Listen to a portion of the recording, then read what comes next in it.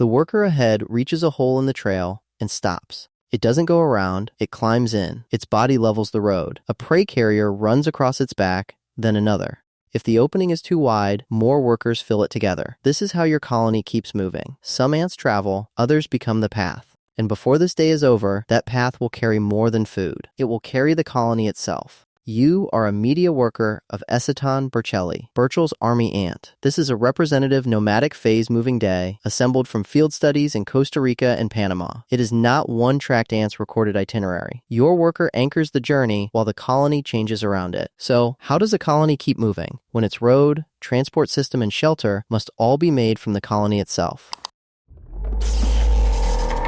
Earlier that day, there is barely a nest in the usual sense. The queen and brood are enclosed by layers of interlocking workers. Together, their bodies form a temporary living shelter called a bivouac. Near its surface, workers separate from the mass as activity begins outside. The structure opens, shelter becomes movement. This colony is in its nomadic phase. On a moving day, the temporary bivouac will be left behind. But first, thousands of separate bodies must become an organized route.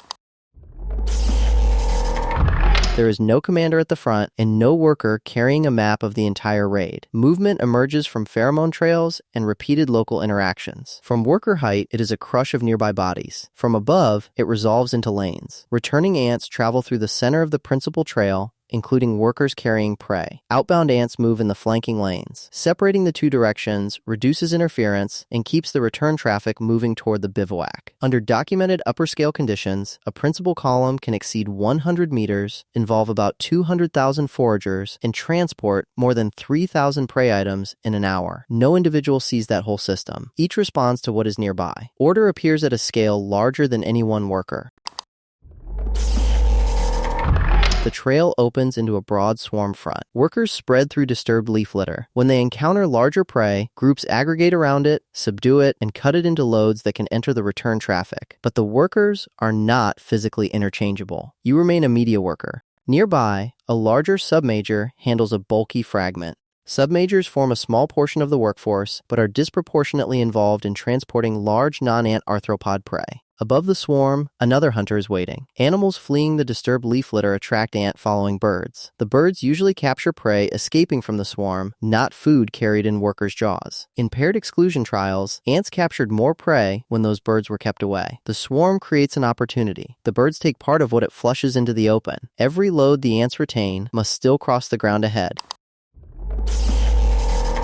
A prey carrier reaches a hole in the principal trail. One neighboring worker stops and fits its body into the gap. If one body is not enough, several workers can fill the opening together. Carriers continue across the improved surface. This is not a conscious sacrifice. The result is mechanical. Plugging holes increases the average speed of prey-laden traffic. A worker removed from motion becomes useful to motion. The same reversal appears on an incline. Workers lose stability on the slope. Some stop and grip the surface. More stationary ants accumulate beneath the moving trail until a scaffold forms, reducing the slipping and falling of workers and carried prey. Its shape changes with the slope and the traffic above it. No worker calculates the finished structure. Local responses add bodies to the support and the flow becomes steadier. The nest was made of workers. Now part of the road is too. But bodies can fill a hole or brace a slope only while the ground remains usable.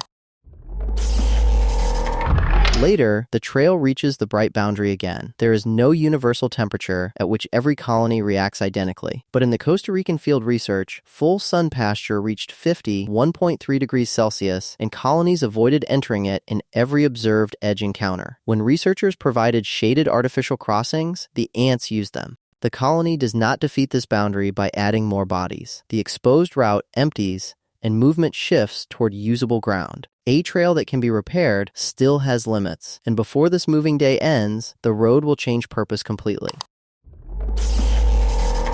As daylight fades, prey is no longer the only cargo on the route. A daytime raid can transition into an emigration, generally following the earlier raid path. The adult population enters a continuous column. Workers carry larvae and pupae. The queen and brood move with the colony instead of remaining inside a permanent nest. These emigrations often peak in darkness, although their timing differs among species and sites. What matters here is the transformation already visible on the trail. The route that carried food is now carrying the population itself. The holes, slopes, lanes, and heat boundary reveal the same principle. None of this infrastructure is permanent. When the terrain or the colony's task changes, the arrangement of workers changes with it.